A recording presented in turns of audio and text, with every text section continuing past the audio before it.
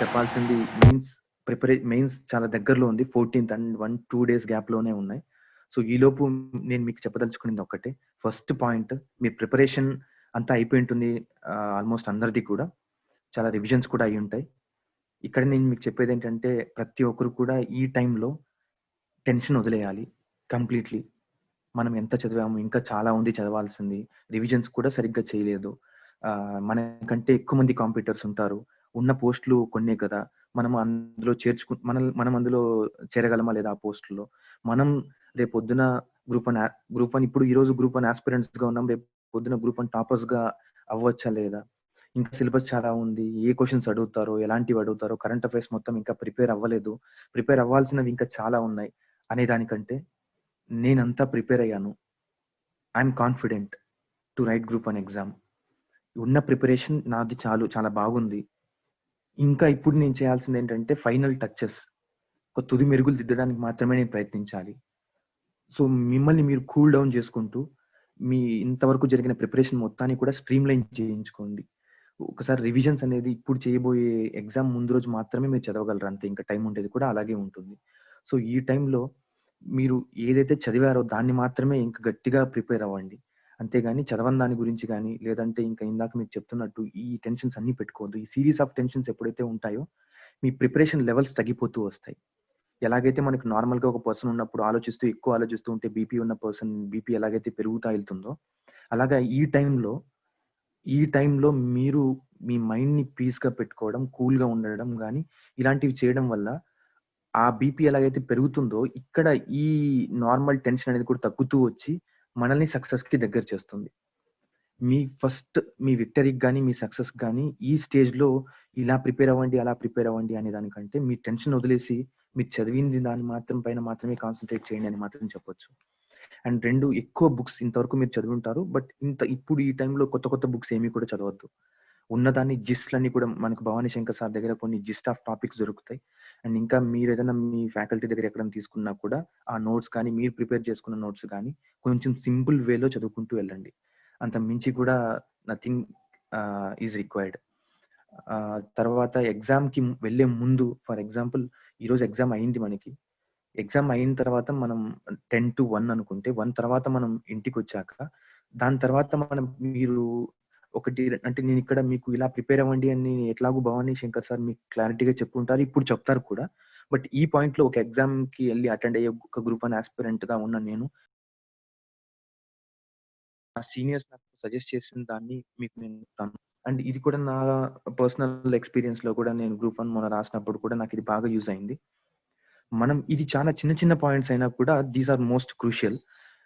మనకి 1:00కి ఎగ్జామ్ అయింది ఆఫ్టర్‌నూన్ అంటే దాని తర్వాత మనమంతా ఇంటికొస్తాము. నెక్స్ట్ రోజు మళ్ళీ ఎగ్జామ్ ఉంటుంది. ఈ టైంలో మనం చదివే ప్రతి సెకండ్ గాని, ప్రతి మినిట్ కానీ చాలా వాల్యుబుల్. దాన్ని మీరు ఎలా ప్రిపేర్ అవ్వాలనేసి ఉంటుందంటే వచ్చిన వెంటనే మైండ్‌ని కొంచెం ఫ్రీ చేసుకోండి. ఇప్పుడు రాసేసారు exam. For example general essay రాసారు. దాని గురించి ఆలోచించొద్దింకా. మీరు దాంట్లో సరిగ్గా రాయలేదా లీవ్ ఇట్. అసలు ఏమాత్రం అన్ని క్వెషన్స్ వదిలేసారు. అదని లీవ్ ఇట్ అంతే కంప్లీట్‌లీ. ఆ ఎగ్జామ్ అయిపోయింది. It is history. దాన్నేం మళ్ళీ చదవక్కర్లేదు. సో, తర్వాత దాన్ని గుర్తుపెట్టుకొని మీరు నెక్స్ట్ ఎగ్జామ్ కూడా డ్యామేజ్ చేసుకుంటూ, ఇదొక సీరీస్ ఆఫ్ లైట్స్ ఎలాగైతే ఉంటాయో అలా కాకుండా మీరు ప్యారలల్ కనెక్షన్ లాగా వాడండి. ఇంజినీరింగ్‌లో వస్తుంది మనకి ప్యారలల్ అండ్ సీరీస్ కనెక్షన్స్ అని. ఆ విధంగా దీన్ని ప్రిపేర్ అవ్వండి. జరిగిపోయిన దాని గురించి ఆలోచించొద్దు. ఇక్కడ మీరు వచ్చిన వెంటనే కొంచెం మైండ్‌ని ఫ్రీ చేసుకొని ఫస్ట్ 1-2 అవర్స్ ఎగ్జామ్ అయిపోయినాక ఇంటికొచ్చి భోంచేసిన తర్వాత ఉన్న ఫస్ట్ 2 అవర్స్‌ని కొంచెం రిలాక్స్డ్ వేలో ప్రిపేర్ అవ్వండి. ఒక్కసారిగా మళ్ళీ టాపిక్‌లోకెళ్ళిపోకుండా కొద్దిగా రిలాక్స్డ్ వే అయిపోయినాక మళ్ళీ ఈవినింగ్ మీరు చేసే ప్రిపరేషన్ నుంచి చాలా క్రూషియల్. నైట్ దాకా. బాగా చదవండి. కాన్సంట్రేషన్‌తో ప్రతీది కూడా పిన్ పాయింటెడ్‌గా మీరు ఇంతకుముందు చదివిన దాన్ని రివైజ్ చేసుకోండి అంతేగాని కొత్త వాటిని చదవొద్దు. అండ్ నెక్స్ట్ డే మార్నింగ్ మనం ఏదైతే ఎగ్జామ్‌కెళ్ళేటప్పుడు కూడా ఆహ్, ఫ్రీ మైండ్‌తో నేను మళ్ళీ చెప్తున్నాను. Free mind is most important to get maximum score. Free మైండే పెట్టుకోండి. ఎలాంటి టెన్షన్స్ పెట్టుకోవద్దు. తర్వాత నెక్స్ట్ రోజు ఎగ్జామ్‌కెళ్ళేటప్పుడు కూడా మీరు చేయాల్సిందేంటంటే, ఫర్ ఎగ్జాంపుల్ 10కి స్టార్ట్ అవుతుందనుకుంటే, మీరు 7:30, 8 నుంచే మీ ప్రిపరేషన్ ఆపేసేయండి. ఉన్నదాన్ని మీ మైండ్‌లో ఫిల్ట్రేషన్స్ చేసుకోండే గానీ, మళ్ళీ దాన్ని కూర్చొని చదువుకుంటూ ఉండడం, బుక్స్‌ని పెట్టుకుంటూ ఉండడం, దానివల్ల లేని టాపిక్‌ని చూసి టెన్షన్‌కి గురవ్వడం, ఎగ్జామ్‌కెళ్ళినాక మొత్తం అంతా మళ్ళీ బ్యాకప్ లేకుండా ఉన్న ప్రిపరేషన్ గానీ, బ్యాకప్ లేకుండా ఉన్న ఎగ్జామ్‌ని అటెంప్ట్ చేయడం గానీ లేకుండా కంప్లీట్‌గా అన్నీ మర్చిపోయి కూల్ మైండ్‌తోనే రాయండి. కాబట్టి ఒక 2, 3 అవర్స్ ముందు ఇదొక psychology.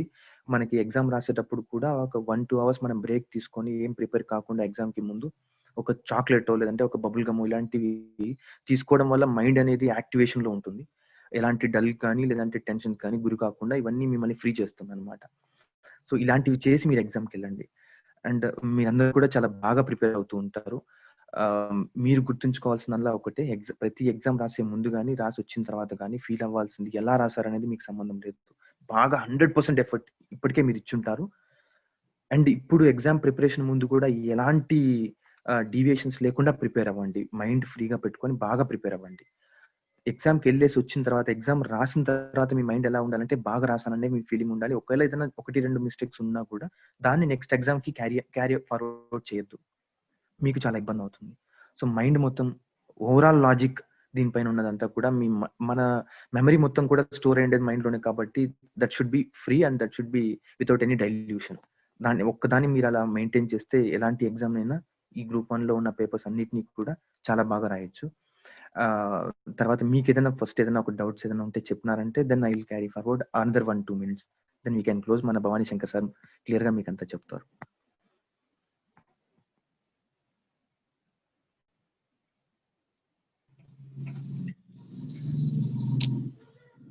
Good evening sir. Good evening అమ్మా. సార్ భవానీ సార్ దగ్గర టెస్ట్ సిరీస్ కూడా జాయిన్ అయ్యి రాసాము. రీసెంట్ గానే కంప్లీట్ అయిపోయాయి టెస్ట్ సిరీస్ కూడాను. ఎస్ అమ్మా. కొంచెం ఒక్కొక్క క్వశ్చన్ కి వచ్చేసి 7, 6.5 అలాగ మంచి మార్క్స్ స్కోర్ చేశాము. But Yes. ఎగ్జామ్ 2 days లో అంటే మొన్న 3 days బ్యాక్ నుంచి అనిపిస్తుంది సార్ నా మైండ్ లో ఏం లేదు, నాకేం గుర్తురాదేమో ఎగ్జామ్ లో అన్న ఫీలింగ్. అంటే అసలు మైండ్ లో ఏమీ లేదు అసలు నాకు, అంటే బేసిక్ కూడా నాకు ఏం తెలియదు అని అన్న ఫీలింగ్ వస్తుంది సార్ ఎందుకో. లేదమ్మా. దీనికి కారణం కూడా మనకి ఎగ్జామ్ దగ్గర అవుతుండడం వల్ల వస్తున్న టెన్షన్. ఇప్పుడు మీరు చెప్తున్న పాయింట్ కూడా ఇంత ముందు దాకా బాగొచ్చాయి. అంటే నా ఒపీనియన్ ఏంటంటే మనకి కరెక్ట్ చేసే ఫ్యాకల్టీ దగ్గర మనకి ఒక 10కి ఒక 6 ఆర్ 6.5, 7 అలా వచ్చాయంటే అది మోర్ దాన్ ఎనఫ్. ఎగ్జామ్‌లో ఇంతకంటే ఎక్కువే వస్తాయి మనకి. ఎందుకంటే ఇక్కడ మనకి ఎక్కువ మార్క్స్ వేశారంటే తర్వాత బాగొచ్చిందని నెగ్లెక్ట్ చేస్తామని మన వాళ్ళు కూడా చాలా స్ట్రిక్ట్‌గా ఎవాల్యుయేట్ చేస్తుంటారు. ఇప్పుడు మీరు మీ మైండ్‌లో రేపొద్దున ఎగ్జామ్ ఏం రాయలేను, మొత్తం ఎంప్టీ మైండ్‌తో ఉన్నాను నేనని మీరు అనుకోకుండా మీరు కాన్ఫిడెంట్‌గా ఉండండమ్మా. కాన్ఫిడెన్స్ ఎప్పుడైతే మీకు డెవలప్ అవుతుందో మీ సక్సెస్‌ని ఫస్ట్ చూసేది మీరే. మీ సక్సెస్‌ని రేపొద్దున పేపర్‌లో వచ్చినాక గాని, రిజల్ట్ వచ్చినాక గాని చూసేది అందరూ అవ్వచ్చు గానీ, మీ సక్సెస్‌ని మీరు ముందుగానే చూసుకొనుండాలి. అది మీరు ఇప్పటి నుంచే మిమ్మల్ని నమ్మండి. మీరిప్పుడు ఇలా అనొచ్చు గానీ, ఎగ్జామ్‌లో definitely you can score well. అదే కాన్ఫిడెన్స్‌ని మీరు బిల్డప్ చేసుకోండమ్మా. దానికి కావాల్సింది ఎగ్జామ్‌కి ముందు మీరు కొంచెం ఈ టైంలో మీకిలా అనిపించినప్పుడంతా కొంచెం మెడిటేషన్ చేయడం గానీ, ఇలాంటివి చేస్తే మనల్ని మనం కంట్రోల్‌లో పెట్టుకోవచ్చు. ఇలాంటి థాట్స్ కూడా రావు. You are on the track అమ్మా. ఇప్పటికింత మార్క్స్ వచ్చాయంటే యూ ఆర్ వెరీ గుడ్. మీరు ఈ గ్యాప్‌లో మనం సక్సెస్ వచ్చే వాళ్ళకి మెయిన్స్‌కి క్వాలిఫై అయ్యి సక్సెస్ వచ్చే వాళ్ళకి, సక్సెస్ రాని వాళ్ళకి రీజన్ ఏంటంటే ఈ యొక్క ఈ లైన్ ఆఫ్ అటాచ్‌మెంట్ దీన్ని మీరు బ్రేక్ చేయకుండా దాన్ని అలాగే సాఫీగా కానివ్వండి. కొంచెం కాన్ఫిడెన్స్ బిల్డప్ చేసుకోండి చాలు. You can score well. Okay sir. Thank you. Sir good evening sir. Good evening అండి. ప్లీజ్. సార్ ఎగ్జామ్ హాల్లో మన మైండ్ సెట్ ఎలా ఉండాలి సార్? అది అంటే వే ఆఫ్ అలొకేషన్ టైం కానీ లేకపోతే మైండ్ సెట్ కానీ 3 hours ఉంటుంది సార్, మధ్యలో బ్రేక్ తీసుకోవడం అలా 1 hour తర్వాత ఎగ్జాస్ట్ అయిపోకుండా to gain the distance. Yes. అదే మనకి ఇందాకన్నట్టు ఎగ్జామ్‌కి ముందెళ్ళే ఒక 2 hours మీరు మైండ్‌ని ఫ్రీగా పెట్టుకోండి. అండ్ ఎలాంటి టెన్షన్స్ అంటే నేను ఇంకా చదవలేదు, చాలా టాపిక్స్ కవర్ చేయలేదన్న ఇది కాకుండా నేను బాగా ప్రిపేర్ అయ్యానన్న కాన్ఫిడెన్స్ బిల్డప్ చేసుకోండి. ఆఫ్‌కోర్స్ మీరు ఒకవేళ ఏదైనా కొన్ని వదిలేసినా కూడా లీవ్ ఇట్ అసైడ్. ఎందుకంటే ఆ టైంలో మనం ఏం చేయలేం కాబట్టి.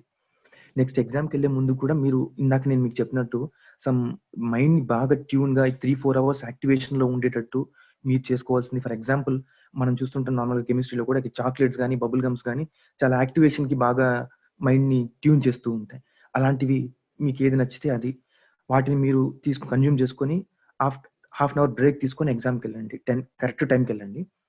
టైంకి ముందుగా చేరుకోవడం కూడా మన సక్సెస్ ఆ 3 అవర్స్‌ని మెయింటెనెన్స్‌లో భాగమవుతుంది. అండ్ టైంకి చేరుకోండి. టెన్షన్ పడకుండా లేట్‌గా ఎళ్లి ఒక 2, 3 మినిట్స్ లేట్ ఎళ్ళినా కూడా మనం మిగతా వాళ్ళకంటే 2, 3 మినిట్స్ వెనక్కున్నట్టే అవుతుంది. ఇలా కాకుండా టైంకి వెళ్ళడం ఇవి కూడా మీకు ప్లస్ అవుతుంది. అండ్ నెక్స్ట్ ఎగ్జామ్ హాల్లో కూర్చున్నప్పుడు మళ్ళీ పేపర్ ఇచ్చిన వెంటనే మనం పేపర్ ఆన్సర్లోకి వెళ్ళిపోకుండా స్క్రిప్ట్లోకి ఒక 1 మినిట్ దాకా మీరు మిమ్మల్ని కూల్ డౌన్ చేసుకోండి. మనకి ఆ లెవెల్స్, ఎనర్జీ లెవెల్స్ చాలా ఎక్కువగా అనిపిస్తాయి. Energy levels I mean to say ఒక టెన్షన్ లెవెల్స్ చాలా ఎక్కువ అనిపిస్తుంది మనకి పేపర్ మొత్తం. అంటే కొంతమందిలో ఇలాంటి ఫీలింగ్స్ ఉండొచ్చు. దాన్ని పోగొట్టుకోవడం కోసం కొంచెం కామ్ డౌన్ అవ్వడం, మనల్ని మనం సెటిల్ చేసుకోవడం ఇది చాలా ముఖ్యం. సో అలా చేసుకున్న తర్వాత మనం రాసే ప్రతి క్వశ్చన్ కూడా మనం ఒక ముందుగానే ఆన్సర్ టైమింగ్ పెట్టుకుని ఉంటాం. ఒక 12 మినిట్స్ అనో 12.5 మినిట్ అనో. ఇక్కడ మీకు చెప్పేది ఏంటంటే ప్రతి హాఫ్ మినిట్ కూడా ఇంపార్టెంటే మనకి. సో 12.5 మినిట్ అనో 13 మినిట్స్ అనో అనుకుని ఉంటాం ప్రతి క్వశ్చన్కి. ఆ టైం లోపలే మనం దాన్ని రాయగలిగేటట్టు చూసుకోండి. ఎందుకంటే దానికి కొంచెం లేట్ అవుతూ వచ్చే కొద్దీ మిగతా క్వశ్చన్స్ కానీ దానికి రాసే ఆన్సర్స్ పైన కూడా ఎఫెక్ట్ పడుతుంది. ఎప్పుడైతే మీరు ఈ స్ట్రీమ్ లైన్లో మీరు ముందుగానే ఉంటారో ఈ 3 అవర్స్ కూడా ఒకే టెంపోతో మెయింటైన్ అయ్యి వితౌట్ ఎనీ డీవియేషన్స్ 12 మినిట్స్లో నేను ఎగ్జామ్ ఈ ఆన్సర్ కంప్లీట్ చేయాలి. సో మీ మైండ్లో కూడా ఎలాంటి థాట్ రాదు, ఎక్స్ట్రాడినరీ థాట్స్ కానీ లేదంటే కొంచెం మైండ్ డీవియేషన్ కూడా కాకుండా ఒక ట్రాక్లో ఉంటుంది. టైంని మనం ఎప్పుడైనా స్ప్లిట్ చేసుకుంటూ వెళ్తే కాన్సన్ట్రేషన్ అనేది స్ప్లిట్ కాకుండా ఉంటుంది. సో అది నా సజెషన్ దీనికోసం.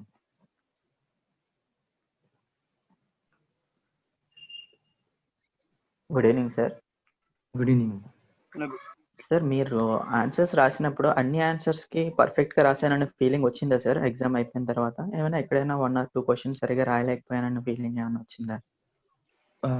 వచ్చినాం. అంటే నార్మల్గా కొన్ని ఎగ్జామ్స్ రాసినప్పుడు మనకి 15 క్వశ్చన్స్ ఇచ్చారంటే ఆ 15 క్వశ్చన్స్కి సరిపడా ఆన్సర్ మనం రాయాల్సి ఉంటుంది. బట్ ఇప్పుడు మీరు అన్నదాన్ని 2 టైప్స్గా తీసుకుంటే, ఒకటి ప్రతి క్వశ్చన్ని కూడా కరెక్ట్గా జస్టిఫికేషన్ మనకి మైండ్కి సాటిస్ఫై అయ్యామో మనం లేదా అని. సో ఆ విషయంలో అయితే మాత్రం ఐఎమ్ సాటిస్ఫైడ్. ఎక్కడ కూడా ఇది రాసిన తర్వాత అరే దీనికి ఇంకా కొంచెం కంటెంట్ పెట్టి ఉండాలని మాత్రం అనుకోలేదు. బికాజ్ ముందుగానే కొన్ని రివిజన్స్ ఎక్కువ చేసుకుని ఉన్నాను. అండ్ ఎగ్జామ్లో 1-2 క్వశ్చన్స్ వదిలేసాను కూడా, ఎందుకంటే టైం సరిపోక. ఇందాక నేను మీకు ఒకరు అడిగారు, నాకు తెలిసి నేతాజీ గారు అడిగారు అనుకుంటాను ఇందాక క్వశ్చన్, మీ ముందు క్వశ్చన్. సో ఆయన అడిగినప్పుడు దాన్ని నేను యాక్చువల్గా ప్రజెంట్ చేసేటప్పుడు టెన్షన్ ఫీల్ అవ్వడం కానీ లేదంటే వచ్చిన వెంటనే ఆన్సర్ స్క్రిప్ట్ డైరెక్ట్గా రాయడం వల్ల కానీ అలా చేయడం వల్ల 1-2 క్వశ్చన్స్ స్కిప్ చేశాను, రాయలేదు నేను. దానివల్ల నెక్స్ట్ ఎగ్జామ్ పైన కూడా ఎఫెక్ట్ పడింది నాకు. సో నేను ఇవన్నీ ఎదుర్కొన్నాను కాబట్టి మీకు అలా కాకుండా మైండ్ మిగతా దాంట్లో కూడా నాకు ఎఫెక్ట్ అయింది. నాకు డేటా ఇంటర్ప్రిటేషన్ చాలా బాగా ఇంట్రెస్ట్ ఉండేది. దాంట్లో నేను మ్యాక్సిమం స్కోర్ చేస్తాను అనుకున్నాను 140 దాకా అయినా. కానీ నాకు అంత ముందు రోజు రాసిన ఎగ్జామ్ ఎఫెక్ట్, సరిగ్గా ఒక క్వశ్చన్ వదిలేసాను. ఒక దానికి క్లియర్ అసలు just left complete answer. So ఆ ఎఫెక్ట్ నాకు దీనిపైన కూడా క్యారీ అయింది. అలాంటి మన మైండ్ సెట్తో ఉండకూడదు. రిజిడ్గా వదిలేస్తే అయిపోయింది అంతే. దాన్ని ఆలోచించడం వల్ల నాకు నెక్స్ట్ ఎగ్జామ్లో ఇక్కడ పోయింది నాకు 10 మార్క్స్ అయితే ఇంత ముందు క్వశ్చన్ వదిలేయడం వల్ల, నెక్స్ట్ ఎగ్జామ్లో నాకు 20 మార్క్స్ పోయింది. 140 అనుకున్నాను, ఐ గాట్ జస్ట్ 120. సో అలా మనకి ఎఫెక్ట్ అనేది చాలా మల్టిపుల్ ఎఫెక్ట్స్ ఉంటాయి నెక్స్ట్ ఎగ్జామ్స్లో. సో అయిపోయిన దాని గురించి ఇక్కడ మనం ఆలోచించకూడదు. అండ్ ఆన్సర్ మనం సరిగ్గా రాసామా లేదా అని కూడా మనం ఎక్కువ నెక్స్ట్ క్యారీ ఫార్వర్డ్ చేయకూడదు. బట్ మీరు అన్నట్టయితే నేనైతే రాసినంత వరకు అయితే just felt happy for each and every answer. ఎక్కడ అనిపించలేదు. Thank you sir. Yes, thank you. Hello, good evening sir. Good evening Venubabu గారు, ప్లీజ్. సార్, ఈ క్వశ్చన్స్ అన్ని కంప్లీట్ గా ఒకే సీక్వెన్స్ లో రాయాలి సార్, లేకపోతే జంబుల్ చేసి మనకి మంచి క్వశ్చన్ ఆన్సర్స్ ఫస్ట్ రాయడం చేయొచ్చు సార్? ఎస్ చేయొచ్చు, నో ప్రాబ్లం. బట్ మనకి క్వశ్చన్ పేపర్లో ఉన్నదాన్ని కరెక్ట్గా మనం రిఫ్లెక్ట్ చేయగలగాలి. ఫర్ ఎగ్జాంపుల్ అక్కడ ఒక సెక్షన్ 1లో ఫస్ట్ క్వశ్చన్ అనుకున్నప్పుడు క్లియర్గా మెన్షన్ చేస్తూ వస్తే better. Section 1 question number 1 answer క్వశ్చన్కి ఆన్సర్ అన్నట్టు. నెక్స్ట్ మీరు ఏదైనా వేరే దగ్గర రాసేటప్పుడు సెక్షన్ 2, నెక్స్ట్ మళ్ళీ సెక్షన్ 1కి వచ్చినప్పుడు సెక్షన్ 1, అలా క్లియర్గా వాళ్ళకి ఎవరు చూసినా అర్థమైపోవాలి వాళ్ళకి ఏ క్వశ్చన్ ఎక్కడ ఉంది, వాళ్ళు కన్ఫ్యూజ్ కాకుండా ఉన్నట్టు ఉంటే it will be better. Okay, thank you sir. Sir, general ఎస్ఏలో 3 క్వశ్చన్స్ కి డిఫరెంట్ ఇంట్రడక్షన్ తో స్టార్ట్ చేయొచ్చు. లైక్ కొటేషన్ ఒకదానికి, రిపోర్ట్ ఒకదానికి, అనెక్డోట్ ఒకదానికి. చాలా బాగా ప్లీజ్ క్యారీ. అది సార్ డైరెక్ట్ గా లెట్స్ సే మూడిటికి కొటేషన్స్ అలా కంటిన్యూస్ గా కొటేషన్స్ పెడితే అది ఏమన్నా నెగిటివ్ ఎఫెక్ట్ అవుతుంది? ఒక్కొక్కసారి మనకి అనెక్డోట్లు అంత ఎఫెక్టివ్ అనిపించకపోవచ్చు, లేకపోతే రిపోర్ట్ గుర్తు రాకపోవచ్చు. సేమ్ కొటేషన్ ఒకటే కంటిన్యూ చేస్తే ఏమన్నా డ్రాబ్యాక్ ఉంటుంది? అంటే ఒకే కొటేషన్ అంటారా, ఒకేలాంటి కొటేషన్స్? Different quotations. ఇప్పుడు ఉమెన్ కి, ఎడ్యుకేషన్ కి, హెల్త్ కి different quotations. Better, no problem అయితే ఇందులో ఏముండదు. మీరు కొటేషన్స్ రాసినప్పుడు కూడా ఒక్కొక్క దానికి రిలవెంట్ గానే ఉంటుంది కాబట్టి ఆ క్వశ్చన్ కి. So it might not be any problem. But వీలైతే and if you could do it ఒకదానికి కొటేషన్తో చేయడం కానీ, అంటే ఎగ్జామినర్ కూడా ఇతను స్టైల్ చూస్తేనే అనుకుంటాడు మిమ్మల్ని అప్పుడే అప్రిషియేట్ చేయాలి ఆయన. ఒక క్వశ్చన్కి ఇంట్రొడక్షన్ కొటేషన్స్ పెట్టి రాస్తారు, ఇంకొక దానికి ఒక స్టోరీ లాంటిది రాస్తారు, ఇంకొక దానికి సంథింగ్ వేరే డిఫరెంట్గా ఉంది. అంటే ఇతను రాయగలగాలనుకుంటే ఎన్ని విధాలుగానే ఆన్సర్ని ప్రజెంట్ చేయగలడు, ఇతనికి మల్టిపుల్ కెపాసిటీస్ చాలా ఉన్నాయి అన్నట్టు ఫీల్ అవ్వాలి. కానీ అంటే ప్రతిదీ రాశాడు ఒకేలాగా, బట్ ఇట్ ఈస్ గుడ్ అనే దానికంటే he has some different style of writing అన్నట్టు అనిపిస్తే ఇంకా కొంచెం బాగుంటుంది ఇంప్రెషన్. మనకైనా సరే అట్టే అనిపిస్తుంది. అయితే sir there are some myths sir about the essay and all. కొంతమంది ఏంటంటే పాయింట్స్ లో కూడా రాస్తారు అంటున్నారు, but as far as I you know did so many other essays, you know paragraphs suggestible అని చెప్పని మీ సజెషన్ ఏంటి? మీరు అన్నట్టు పారాగ్రాఫ్స్ అయితేనే బెటర్. పాయింట్స్గా రాస్తే అది నార్మల్ మనం ప్రతి నెక్స్ట్ రాయబోయే పేపర్స్లో రాసిన క్వశ్చన్స్కి ఆన్సర్స్, అండ్ ఇక్కడ ఎస్ఏకి డిఫరెన్స్ అనేది ఉండదు. ఎస్ఏ మనకి ఎందుకు చెప్తుంటారంటే నార్మల్గా మనం రేపు పొద్దున పోస్ట్లోకి వచ్చాక కూడా ఒక జరిగిన సిచ్యువేషన్ పైన రిపోర్ట్ రాయమని మన సుపీరియర్స్ అడిగినప్పుడు మనం దాన్ని ఒక ఎట్లా అంటే ఇది జరిగింది ఇలా అని మనం డైరెక్ట్గా చూసుంటాం. ఫర్ ఎగ్జాంపుల్, స్మాల్ ఎగ్జాంపుల్, మనం ఉంటాము, మన ముందర ఒక లా అండ్ ఆర్డర్ ప్రాబ్లం వచ్చి మొత్తం కొట్టుకున్నారు, 2 ముగ్గురు చనిపోయారు. దాన్ని ఎలా జరిగిందనే దాన్ని మీరు డిస్క్రైబ్ చేసే వే ఎలా ఉంటుందంటే కంటిన్యూస్ ఫ్లోలో ఉండాలి, లైక్ ఏ పారాస్, కంటిన్యూస్ ఫ్లో. మన పైన ఉన్న కలెక్టర్ గారు చూసినప్పుడు కూడా సార్ ఇక్కడ లేకపోయినా హీ జస్ట్ ఫీల్ దట్ నేను అక్కడ ఉన్నట్టే రాశాడు, ఇతను అంత బాగా రాశాడు, నా కళ్ళకు కట్టినట్టు కనిపిస్తుందని. అదే మనం పాయింట్స్ వైజ్ లో రాస్తే ఆ కనెక్టివిటీ అనేది బ్రేక్ అవుతూ వస్తుంది. సో పాయింట్ వైజ్ కంటే ఈవెన్ ఎగ్జామినర్ కానీ ఎవాల్యుయేటర్ కానీ, సారీ ఎవాల్యుయేటర్ మన నుంచి ఏం ఎక్స్పెక్ట్ చేస్తారంటే ఈ just expects flow of writing. దీన్ని ఒక రిపోర్ట్ రాసేటప్పుడు ఇతను ఎలా రాయగలడు అని తెలుసుకోవడానికి అలాంటివన్నీ మనకి పెట్టుంటారు. సో పాయింట్స్ అనేది అంటే మాక్సిమం వాడకూడదు. ఇప్పుడు ఏదైనా వాడాల్సిన సందర్భమే వచ్చింది, అక్కడ పాయింట్స్ పెడితేనే అందంగా ఉంటుంది, లేదా పాయింట్స్ పెడితేనే ఆ ఫ్లో అనేది కరెక్ట్ గా ఉంటుంది అని మీకు అనిపించినప్పుడు పెట్టొచ్చు. అంటే 1-2 అంతేగాని ఆన్సర్ మొత్తం కూడా పాయింట్స్ లో ఉంటే it won't be good and it is not advisable. Rough work అన్నది అది క్రాస్ చేయాలి సార్, వదిలేసేయచ్చా సార్? ఎస్ఎస్ కి ఎస్పెషల్లీ మనం రఫ్ వర్క్ తీస్తాం సార్ లాస్ట్ లో, అవి వదిలేయచ్చా సార్? రఫ్ వర్క్ క్రాస్ చేయాలి సార్ కంపల్సరీ? అది కొంచెం అంటే లాస్ట్ లో రఫ్ వర్క్ మీరు చేసిన తర్వాత క్రాస్ చేయాలంటారా, లేకపోతే చేయకుండానే ఎంటీ పేపర్స్ మిగిలిపోతాయి కాబట్టి దాన్ని క్రాస్ చేయాలంటారా? ఎంటీ పేపర్స్ ఎలాగో క్రాస్ చేస్తాం సార్, కానీ రఫ్ వర్క్ మనం చేసుకుంది కూడా చిత్తుప్రతి కూడా చేయక్కర్లేదు, అవసరం లేదు. అది రఫ్ వర్క్ నాకు పైన వాళ్ళు ఇచ్చారు కాబట్టి ఆ రఫ్ వర్క్ దాంట్లో మీరు యాక్చువల్ ఆన్సర్ రాసినా కూడా it is deemed that it is rough work అంతే. కాబట్టి అది నువ్వు దాని వాళ్ళు టచ్ కూడా చేయరు. One final question sir, flow charts diagrams వాడొచ్చా సార్? అంటే ఇది కూడా ఒక మిత్ ఉంది సార్, అంటే స్పెషల్ మార్క్స్ ఇవి పెట్టకూడదని చెప్పని మనకి లాస్ట్ టైం కూడా రాశాను సార్ నేను. అందువల్ల మేము ఏంటంటే ఈవెన్ ఒక నెంబర్ వేసి దానికి రౌండ్ చేయడం కూడా వదిలేస్తాం లాస్ట్ టైం నేను రాసినప్పుడు. But some people they have used all the diagrams flow charts and they got good score. అది కొంచెం ఒకసారి క్లియర్ చేయాలి. మీరు ఎలా చేశారు? ఫ్లో చార్ట్స్ అనడం ఎస్ఏ కాకుండా మిగిలిన పేపర్స్ లో? ఎస్ఏ కాదు sir, normal GS questions sir. Normal questions లో అలా రాసినప్పుడే మనకి ఎక్కువ మార్క్స్ పడతాయి. ప్రెజెంటేషన్ అనేది అక్కడే బాగా కనిపిస్తుంది.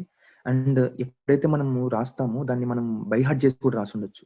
But when we use any pictorial representation then definite గా అది మన కాన్సెప్ట్ ని అర్థం చేసుకొని రాసినట్టే అర్థమవుతుంది. సో అది చాలా యూస్ఫుల్ కూడా. ఒక చిన్న పిక్చర్ లో మొత్తం మనం డిపిక్ట్ చేయొచ్చు, అది అడ్వైజబుల్. అలాంటిది మీరు ఫాలో అవ్వండి సార్. యూజువల్లీ ఫస్ట్ పేజ్ లో రాస్తే బెటర్, సెకండ్ పేజ్ లో రాస్తే బెటర్? అంటే డయాగ్రామ్ ఫస్ట్ పేజ్ లో ఉంటే బెటర్, సెకండ్ పేజ్ లో ఉంటే బెటర్?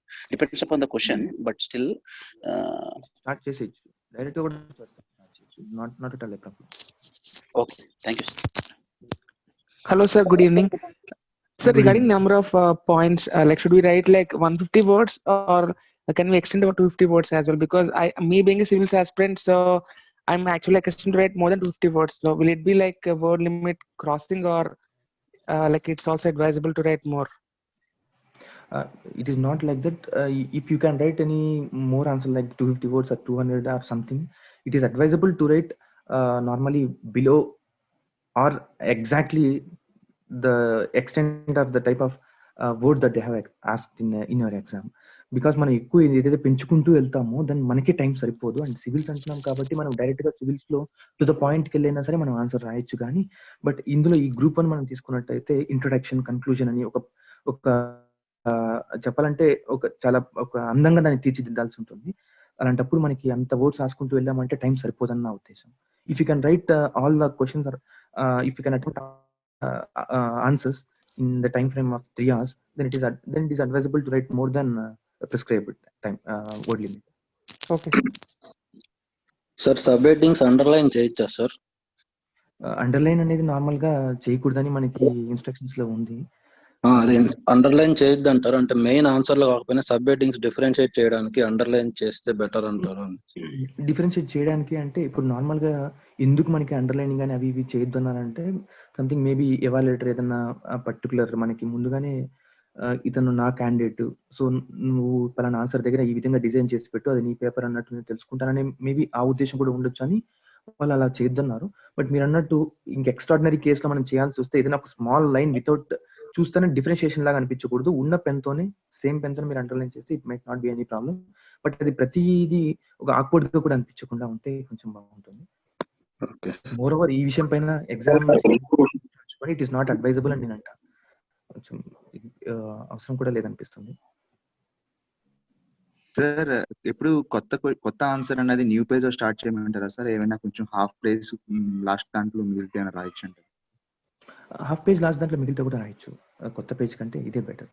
ఒక రకంగా ఇలా చేయడం మనకి ఒక మంచిది కూడా, ఎందుకంటే అంటే జస్ట్ ఇది may be true or may not be. ఏమంటే మనం రాసేటప్పుడు కూడా 150 words కానీ మనం అడిగినప్పుడు అది మనం ఎవాల్యుయేట్ చేసే వాళ్ళు కౌంట్ చేయలేకపోవచ్చు 150 words ఉన్నాయా లేదా అని. బట్ వాళ్ళు ఎలా ఆలోచిస్తారంటే ఒక క్వశ్చన్ కి ఆన్సర్ మనం front page and back page లో హాఫ్ రాసి ఇంకో దాంట్లో మనం ఫ్రెష్ గా స్టార్ట్ చేసినట్టయితే అప్పుడు మనం తక్కువ రాసామంటే వాళ్ళకి అర్థమైపోతుంది, ఒకదానికి ఎక్కువ రాసారు ఒకదానికి తక్కువ రాసారంటే మేబీ దీనికి ఏమైనా సరిగ్గా వచ్చి ఉండకపోవచ్చు అని దీంట్లో కూడా ఉండొచ్చు. అలా కాకుండా మనం ఆన్సర్స్ అనేది కంటిన్యూస్ గా చేసుకుంటూ పోతే ఈ can't measure the length, measure చేయలేరు కూడా. అంటే మనం ఒక రకంగా మనం కొంచెం తెలివిగా కూడా ఉండాలి ఎగ్జామ్ రాసేటప్పుడు. సో మీరు అన్నట్టు హాఫ్ పేజ్ అయిపోతే నెక్స్ట్ డే కంటిన్యూ చేసేసి ఒక లైన్ 2 లైన్లు వదిలేసి కంటిన్యూ చేస్తే బెటర్. సార్ ఈ నార్మల్ జిఎస్ 10 మార్క్స్ ఆన్సర్స్ లో మనం పారాకి మధ్యలో ఒక స్పేస్ లైన్ వదిలేయవచ్చు సార్, లేకపోతే హాఫ్ నుంచి కంటిన్యూ చేసుకోవచ్చు సార్? అంటే ఒకే ఆన్సర్ లోనే పారాకి మధ్యలో గ్యాప్ అంటారా? Yes sir. లైన్ వదలొచ్చు, no problem. Okay thank you. Please. Sir మీకు ఎస్ఏలో ఎన్ని మార్క్స్ వచ్చాయి? ఎస్ఏలో నాకు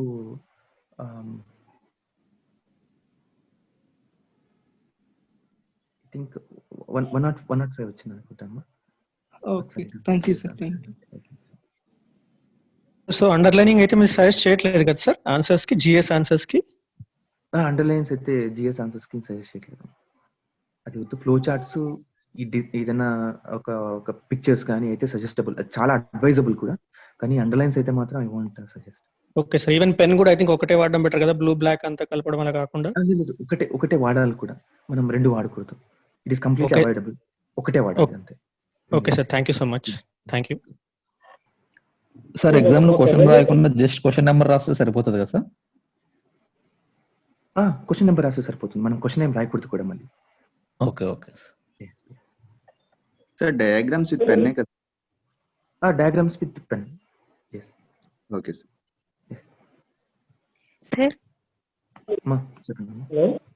సార్ ఇప్పుడు ఆన్సర్స్ రాసేటప్పుడు ఏదైనా ఇంపార్టెంట్ వర్డ్ అనుకున్నప్పుడు దాన్ని బోర్డ్ లో రాయొచ్చా సార్?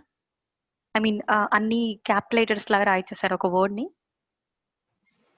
ఒక వర్డ్ అంటే అది ఒక 2-3 సెంటెన్స్లని కాకుండా జస్ట్ ఒక వర్డ్ ని రాసేటప్పుడు అయితే మాత్రం మనం దాన్ని రాయొచ్చు, నో ప్రాబ్లం.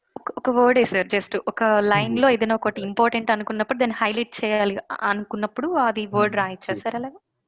చేయొచ్చమ్మా, బట్ అది మరీ ఫ్రీక్వెంట్ గా ఉండకుండా ఉంటే better. Okay thank you sir. Sir ఎస్ఏలో కోట్ రాసేటప్పుడు బోల్డ్ గా రాయొచ్చా సార్ కోట్స్ ఇన్ ఇంట్రొడక్షన్? ఎస్ఏలో కోట్స్ రాస్తాం కదా కొటేషన్స్ రాసేటప్పుడు, అవి క్యాపిటల్ లెటర్స్ లో రాయొచ్చా sir?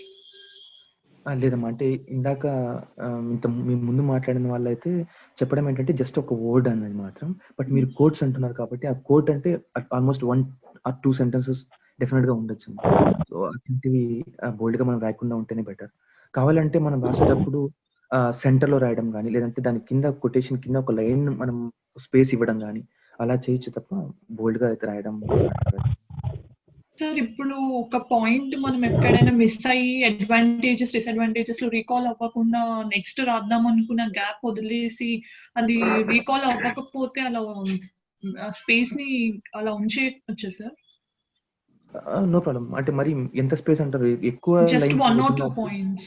Just 1 1 or or 2 lines. yes sir. Yes, we can do it. No problem. Okay sir. Yes. Sir sir evaluation sir please sir వినిపిస్తుంది, చెప్పండి. Sir ఇప్పుడు మనకి లాస్ట్ టైం నోటిఫికేషన్ కి ఇప్పటికి సిలబస్ మారింది, ప్లస్ డేటా ఇంటర్ప్రిటేషన్ పేపర్ కూడా తీసారు. Yes yes ఇప్పుడు పోస్టులు కూడా లాస్ట్ టైం తో పోల్చుకుంటే ఇంచుమించు డబ్బుల కంటే ఎక్కువ ఉన్నాయి సార్. మరి ఆ నేపథ్యంలో ఇప్పుడు ప్రెజెంట్ ఎంత మార్క్స్ స్కోర్ చేయగలిగితే మనం సేఫ్ జోన్ లో ఉండడానికి అవకాశం ఉంటుంది సార్? మార్క్స్ అన్నప్పుడు ఆల్మోస్ట్ నేను అనుకునేది అయితే మనం 60-65% కంటే మనం ముందుంటే బెటర్. అంటే ఎగ్జాక్ట్ మార్క్స్ కంటే నేను దాన్ని ఎవాల్యుయేట్ చేయలేదు. జస్ట్ సార్ ఓన్లీ ఒక అంచనాకే సార్, అంతకంటే సార్. అంటే మనకి ఇప్పుడు ఓవరాల్ గా కంప్లీట్ మార్క్స్ ఎంత ఉంటారు సార్? మనకి ఇప్పుడు అన్ని పేపర్స్ కలిపితే ఓవరాల్ గ్రాండ్ టోటల్ మార్క్స్ ఎంత ఉన్నాయి? 750 sir. 750 సార్. 750. ఓకే, దాన్ని మనకి నార్మల్ గా అయితే ఒక 520 దాకా మనం ఒక 550 ఆర్ 550 దాకా ఏం చేసుకుని ఉంటే అట్లీస్ట్ మనం 530-550 మధ్యలో పడవచ్చు. With interview marks sir? With interview marks. Okay sir. Thank you sir. Sir మనం ఐఫోన్స్ యూజ్ చేసుకోవచ్చు కదా సార్ ఎగ్జామ్ లో? ఐఫోన్స్ యూజ్ చేసుకోవచ్చు. Okay sir, thank you. Sir మీరు ఎస్ఏ పేపర్ లో 3 essays కంప్లీట్ గా రాశారా సార్? అంటే ఫస్ట్ ఎస్ఏ ఎలా రాశారు, లాస్ట్ ఎస్ఏ కూడా అలానే రాశారు అని ఫీల్ అయ్యారా మీరు? అవునమ్మా, అట్లాగే రాశానమ్మా. నేను ఒక టైం, అది మీకు ఇందాక చెప్తున్నట్టు మనం టైం లిమిట్ పెట్టుకుంటే ఆ టైంలో అది మనం రాయాలనుకుంటే డెఫినెట్ గా మనం అట్లాగే చేయొచ్చు. ఇప్పుడు ఇది అంటే మీరు రాసేటప్పుడు ఫస్ట్ ఎస్ఏకి ఏమన్నా ఎక్కువ టైం పట్టింది అని, లాస్ట్ ఎస్ఏకి తక్కువ టైంలోనే రాసాను అని అట్లా ఏమన్నా అనిపించిందా సార్? నో అమ్మా, అట్లా ఏం అనుకోలేదు. కరెక్ట్ గా ఒక 50 minutes అనుకున్నాము first SA, second SA 50 minutes and third SA 50 minutes. So మనకి అక్కడ ఆ టైం అనేది కరెక్ట్ గా సరిపోతుందమ్మా. ఇంకా చెప్పాలంటే ½ అవర్ మనకి మిగులుతుంది.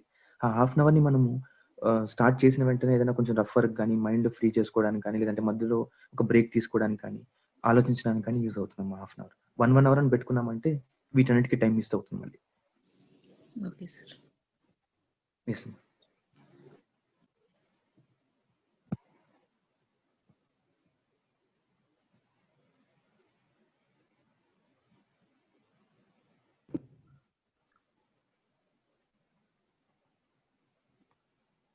అశోధన్, మీరు మాకు ఏమైనా ఫైనల్ టిప్స్ చెప్పేసేయండి, ఇంకా వాళ్ళ డౌట్స్ అయిపోయినాయి. Yes sir. సార్ ఫైనల్గా ఇంకా మీ అందరికీ కూడా ఆల్ ద బెస్ట్. ఇప్పుడు ఎవరైతే ఉన్నారో సిన్సియర్గా, చాలా మంది సిన్సియర్గా ప్రిపేర్ అవుతూ ఉంటారు. మీ అందరికీ కూడా తప్పకుండా ఇప్పుడు వచ్చే Group 1 దాంట్లో మీరందరూ రిక్రూట్ అవ్వాలి. అయిన తర్వాత అంటే నేను ఇక్కడ మీకు చెప్పేది ఏంటంటే, మీరు అయ్యారని ఇప్పటి నుంచే ఫిక్స్ అయ్యి ఆ కాన్ఫిడెన్స్తో, అది మరి ఓవర్ కాకుండా నార్మల్ కాన్ఫిడెన్స్ బిల్డప్ చేసుకొని ధైర్యంగా మనం మీరు ఎగ్జామ్ అటెంప్ట్ చేస్తే 100% సక్సెస్ మీద అవుతుంది. మిమ్మల్ని మీరు ఎప్పుడైతే నమ్మకుండా ఉంటామో, మనల్ని మనం ఎప్పుడైతే నమ్మకుండా ఉంటామో, మీ సక్సెస్ ని ముందు మీరే చూసుకోవాలి. అది లేకుండా ఉన్నప్పుడు చాలా ఇబ్బంది అవుతుంది. ఇప్పుడు దాకా వేసిన అడుగులు ఒక స్టెప్ అయితే, ఇప్పుడు మీ కాన్ఫిడెన్స్ తో మిమ్మల్ని మీరు ధైర్యం చెప్పుకుంటూ ముందుకు వెళ్ళడం చాలా ఇంపార్టెంట్. మీ చుట్టూ కూడా పాజిటివ్ యాటిట్యూడ్ ఉన్న వాళ్ళు ఉండేటట్టు చూసుకోండి. మనకి ఏమొస్తుంది జాబ్, మనం ఎంత కష్టపడినా రాదు, తెలుగు మీడియంలో రాసిన వాళ్ళకి మాత్రమే వస్తుంది, లేదా ఇంగ్లీష్ లో రాసిన వాళ్ళకి మాత్రమే వస్తుంది, సివిల్స్ కి ప్రిపేర్ అయిన వాళ్ళకి మాత్రమే వస్తుంది, మనకు రాదు అనేవి ఇట్లాంటి నెగిటివ్ వైబ్స్ ని మీ దగ్గర కూడా రానివ్వద్దు. అలా ఉన్నప్పుడు మనం చాలా అది ఇందాక మీకు చెప్తున్నట్టు ఈ స్టెప్ అంతా ఒకటి, నెక్స్ట్ ఒక స్టెప్ అయినప్పుడు మొత్తం బ్యాక్ ఫైర్ అవుతుంది. ఇలా కాకుండా మిమ్మల్ని మీరు నమ్ముతూ మీ చుట్టూ కూడా ఒక పాజిటివ్ వేవ్ ఉండేటట్టు చూసుకోండి. అదే మీ సక్సెస్ కి ఇప్పుడున్న స్టేజ్ లో మీ సక్సెస్ కి అదే కారణం అవుతుంది, అంతమించి ఇంకేమీ కాదు. ఎందుకంటే సక్సెస్ వచ్చిన వ్యక్తికి, ఫస్ట్ ర్యాంకర్ కి, లాస్ట్ లో వచ్చే వ్యక్తికి మధ్యలో చాలా తక్కువ మార్క్స్ డిఫరెన్స్ ఉంటుంది. అలాగే లాస్ట్ పోస్ట్ లో వచ్చిన వ్యక్తికి, అసలు పోస్టే రాని వ్యక్తికి మైన్యూట్ మార్క్స్ ఒక 0.5 1 మార్క్ ఈ డిఫరెన్స్ తోనే ఉంటాయి. సో ఆ స్టేజ్ మనం వెళ్లకుండా ఉండాలంటే ఇక్కడ మన మైండ్ ని కానీ, మన చుట్టూ ఉన్న ఎన్వైరన్మెంట్ ని కానీ మనం డిజైన్ చేసుకునే పద్ధతి బట్టే ఈ స్టేజ్ లో ఉంటుంది, నాట్ ఆన్ ప్రిపరేషన్. ఇలాంటివే మీకు ఫ్యాక్టర్స్ ఎఫెక్ట్ చేస్తాయి ఇప్పుడు రిజల్ట్ ని. అలా కాకుండా మీ అందరికీ కూడా మంచి చుట్టూ ఒక మంచి పాజిటివ్ ఎన్వైరన్మెంటే ఉండి మిమ్మల్ని అందరినీ సక్సెస్ వైపు నడిపించే ఫ్యాకల్టీ ఎలాగో ఉన్నారు మన భవానీ శంకర్ సార్, మీరు కూడా మీలో మిమ్మల్ని అలాగే నమ్ముకుంటూ ముందుకెళ్తారని మనస్ఫూర్తిగా కోరుకుంటున్నాను. Thank you so much. Thank you sir for giving this opportunity.